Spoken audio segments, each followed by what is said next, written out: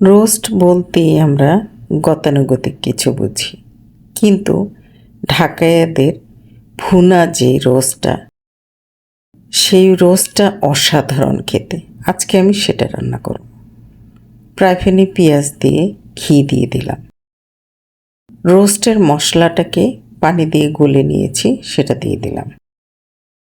সমস্ত গরম মশলাগুলো দিয়েছি, এলাচ, দারচিনি, কাবাব চিনি, গোলমরিচ, লং, গোটা জয়ত্রী সব কিছু দিয়ে দিলাম।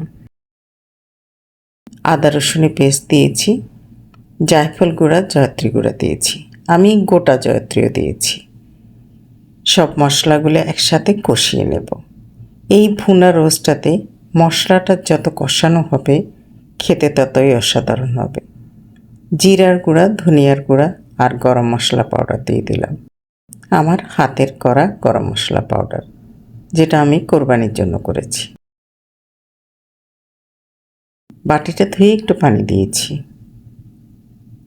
দারুচিনি আর তেজপাতা দিয়ে দিলাম।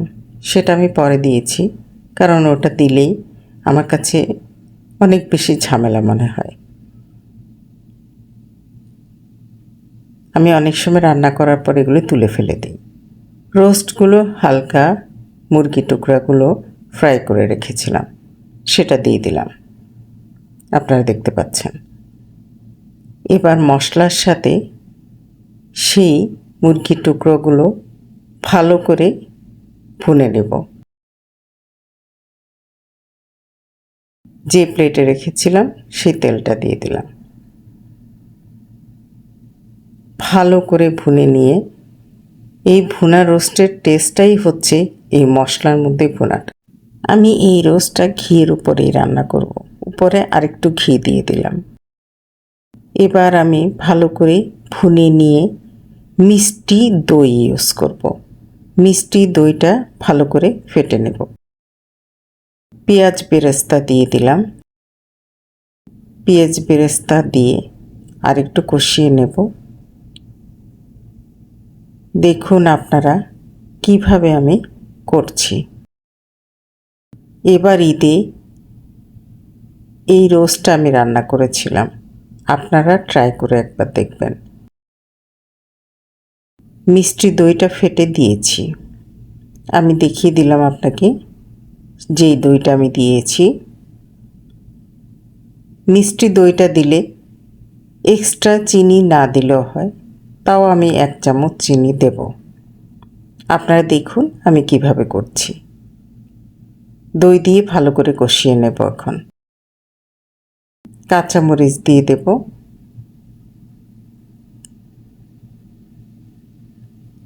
আমার কাছে ঝাল একটু কম মনে হয়েছে।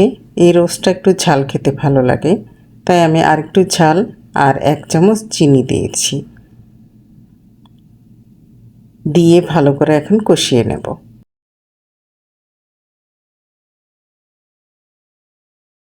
আমি এই রোস্টটা ভালো করে কষানো হয়ে গেলে গুঁড়ো দুধ গুলে রেখেছি, সেটা দিয়ে দেব।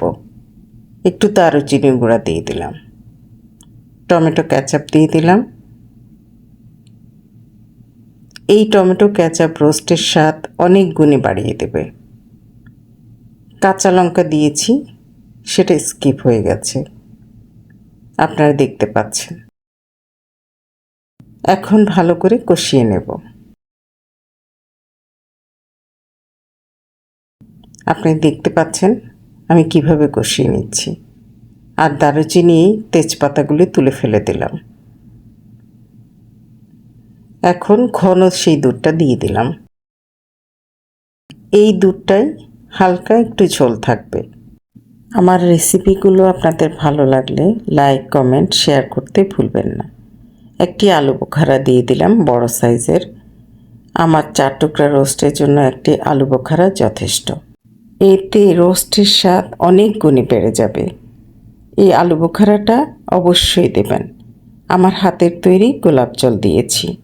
গোলাপ জলের রেসিপিটা আপনারা যদি চান কমেন্টে জানাবেন, তাহলে আমি রেসিপিটা আপনাদের সাথে শেয়ার করব।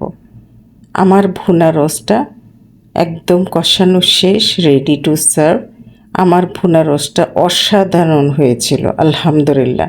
আপনারা একবার এই রেসিপিটা ট্রাই করে দেখুন, আমাকে কমেন্টে অবশ্যই জানাবেন।